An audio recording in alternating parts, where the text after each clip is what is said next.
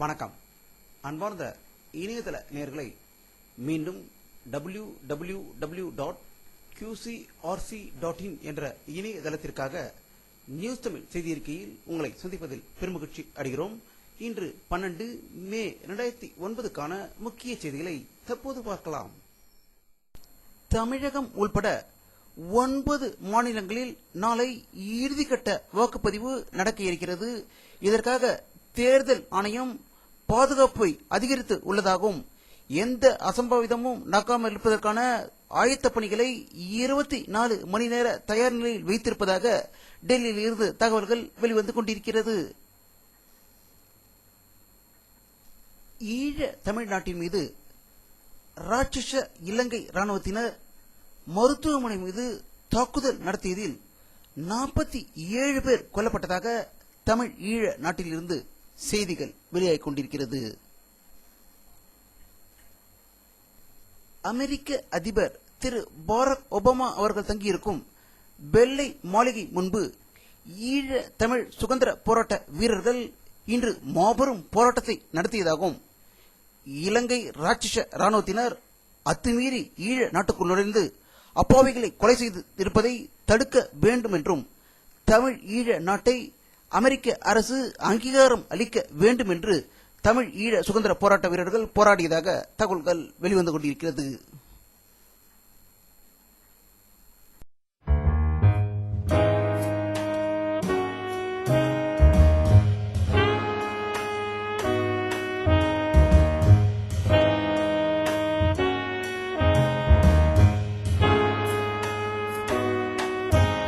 தமிழ் ஈழ மண்ணில் நடக்கும் அத்தனை கொடுமைகளுக்கும் முழு முதற் காரணம் காங்கிரஸ் கட்சிதான் என்று இயக்குநர்கள் காங்கிரஸ் போட்டியிடும் 16 தொகுதிகளிலும் காங்கிரசுக்கு எதிராக பிரச்சாரத்தை செய்து வந்த நிலையில் நேற்று பாண்டிச்சேரியில் 16வது தொகுதி காங்கிரஸ் வேட்பாளரை எதிர்த்து காங்கிரசுக்கு தயவு செய்து ஓட்டு போடக்கூடாது என்று முழங்கியதாக இயக்குநர்கள் திரு சீமான், ஆர்.கே. செல்லுமணி ஆகியோர் பேசியதாக பாண்டிச்சேரியிலிருந்து தகவல்கள் வெளிவந்து கொண்டிருக்கிறது.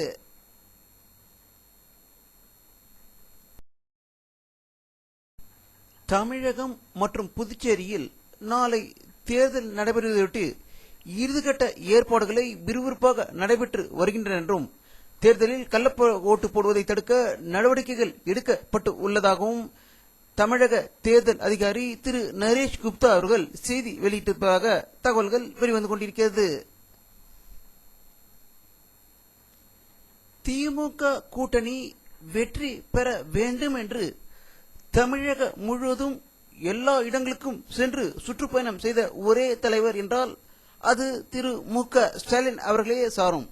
ஆனால் அவர் சென்ற இடங்களில் எல்லாம் எதிர்க்கட்சி தலைவி செல்வி ஜெயலலிதாவை கடுமையாக தாக்கி பேசியதாகவும் அவர் கூறிய போது ஜெயலலிதா அவர்கள் தன்னுடைய தந்தையை வயதானவரை கொச்சைப்படுத்தி பேசியதாகவும் அவருடைய மருத்துவமனையில் இருப்பதை பற்றி தரைக்குறைவாக பேசியதாகவும் மு.க. ஸ்டாலின் தெரிவித்திருக்கிறார். இதை பற்றி நம்முடைய அரசியல் வல்லுநரிடம் கருத்து கேட்டபோது எம்ஜிஆர் மருத்துவமனையில் இருந்தபோது அவரை எப்படியெல்லாம் திமுகவினர் கூறினார்கள், தமிழக முதல்வர் என்ன கூறினார்கள் என்பதை மு.க. ஸ்டாலின் நினைவு கூற வேண்டும் என்று கருத்து வெளியிட்டிருக்கிறார்கள்.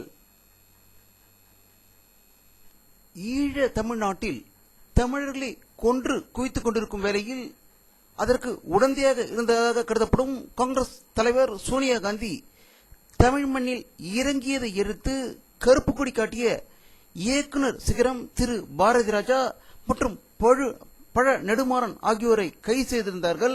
அவர்கள் இன்று விடுதலை செய்யப்பட்டதாகவும் அவர்களை ஈழ தமிழ் சுதந்திர போராட்ட வீரர்களாகிய சீமான் மற்றும் அமீர் ஆகியோர் வரவேற்றதாக புழல் சிறையில் இருந்து தகவல்கள் வெளிவந்து கொண்டிருக்கிறது. தமிழகம் மற்றும் புதுச்சேரியில் உள்ள 12ஆம் வகுப்பு தேர்வு முடிவுகள் நாளை மறுநாள் 14ஆம் தேதி வெளியிடப்படும் என்று தமிழக அரசு இன்று அறிவித்திருக்கிறது. தமிழக எதிர்க்கட்சி தலைவர் செல்வி ஜெயலலிதா அவர்கள் முன்னாள் மத்திய அமைச்சர் தயாநிதி மாறன் முறைகேடாக டெலிபோன் இணைப்பை பெற்று அதை பயன்படுத்தியதாக ஒரு குற்றத்தை சாட்டியிருந்தார். அதற்கு எதிர்ப்பு தெரிவித்து செல்வி ஜெயலலிதா மீது கிரிமினல் வழக்கு தயாநிதி மாறன் இன்று எழும்பூர் கோர்ட்டில் தொடர்ந்து இருப்பதாக சென்னையில் இருந்து தகவல்கள் வெளிவந்து கொண்டிருக்கிறது.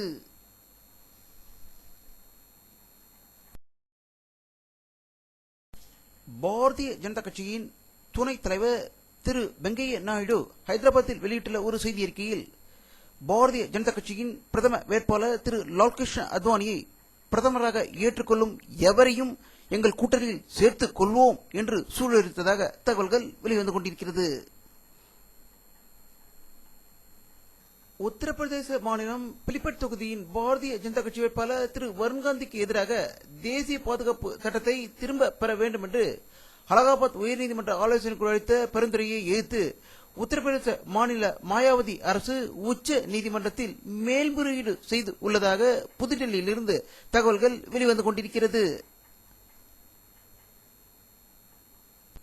சமாஜ்வாதி கட்சியின் ராம்பூர் வேட்பாளரும் நடிகையுமான ஜெயபிரதா தங்கியிருந்த ஓட்டல் அருகில் போலீசார் திடீரென்று ரெய்டு நடத்தியதாகவும், இதனால் ஆத்திரமடைந்த ஜெயபிரதா ஆதரவாளர்கள் அறையை சோதனையிட கூடாது என்று போலீசாருடன் வாதாடியதாக ராம்பூரிலிருந்து தகவல்கள் வெளிவந்து கொண்டிருக்கிறது. லோக் ஜனசக்தி, ராஷ்டிரிய ஜனதா தளம், சமாஜ்வாடி கட்சி ஆகிய ஒன்றிணைந்து 4வது அணி உருவாகியிருப்பதை அனைவரும் அறிந்ததே. இந்த 4வது அணியில் விரிசல் இல்லை என்று அதன் தலைவர்களில் ஒருவனான ராம்விலாஸ் பாஸ்வான் திட்டவட்டமாக கூறியுள்ளதாக புதுடில்லியிலிருந்து தகவல்கள் வெளிவந்து கொண்டிருக்கிறது. ரஷ்ய நாட்டிலிருந்து பிரிந்து சுதந்திர நாடாகவும் தனி நாடாகவும் திகழ்ந்து வரும் கஜகிஸ்தானிலிருந்து யுரேனியத்தை இறக்குமதி செய்ய இருப்பதாக இந்திய அரசு வட்டாரங்கள் டெல்லியில் செய்தி வெளியிட்டிருக்கிறது.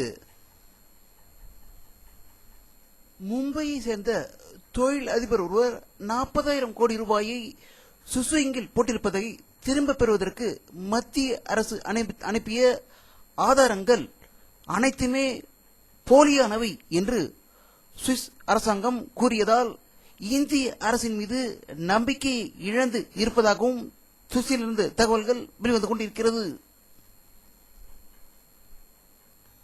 ஈழ தமிழ் நாட்டில் நடக்கின்ற அவலங்கள் தொடர்பில் ஐக்கிய நாடுகள் அமைப்பின் பாதுகாப்பு சபையில் விவாதிக்க வேண்டும் என்று பிரிட்டன் வெளியுறவு அமைச்சர் டேவிட் மில்பர்ட் அவர்கள் ஐநாவில் நடந்த அமர்வு ஒன்றில் கோரி உள்ளதாக செய்திகள் வெளியாகிக் கொண்டிருக்கிறது.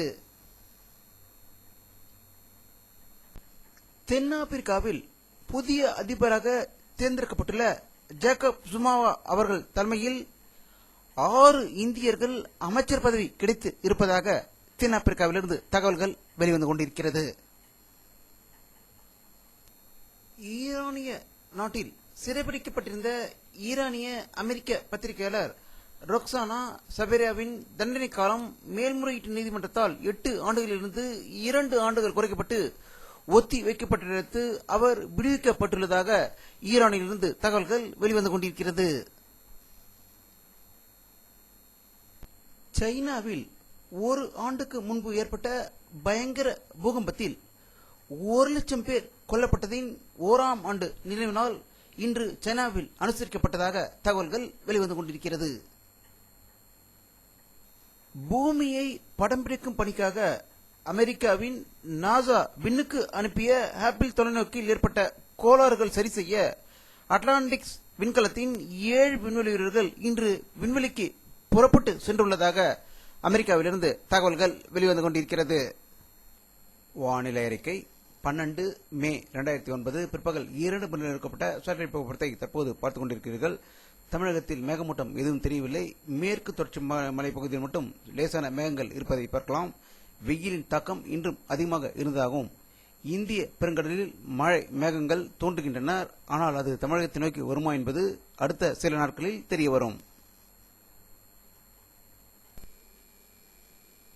இத்துடன் இந்த செய்தி அறிக்கை நிறைவடைகிறது. மீண்டும் நியூஸ் தமிழ் செய்தி அறிக்கையில் உங்களை சந்திக்கும் வரை உங்களிடமிருந்து விடைபெறுவது உங்கள் கே பாலாஜி. நன்றி.